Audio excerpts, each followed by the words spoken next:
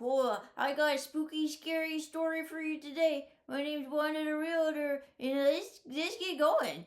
So there was a house, and they heard some scratching noises on the wall, and it was scratch, scratch, scratch, scratch, scratch. And they're like, "Oh no, we have mice, or we have squirrels, or we have bats, we have something in the walls," and it was scratch, scratch, scratch, scratch, scratch.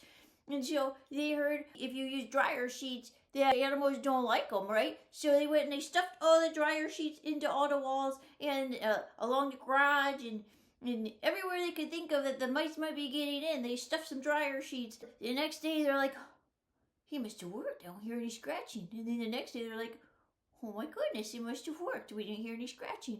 And then the next day, the same thing.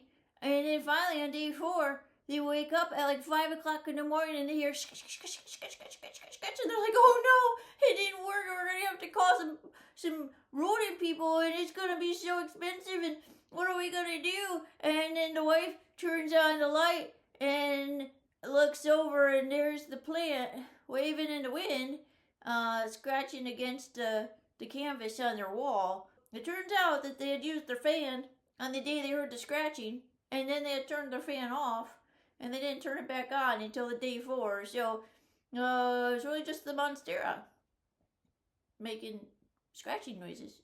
So no rodents, luckily, but now their garage also smells really good. So I guess that's a win today. Maybe not so spooky scary, but just remember to investigate the sounds thoroughly. Okay, have a great day.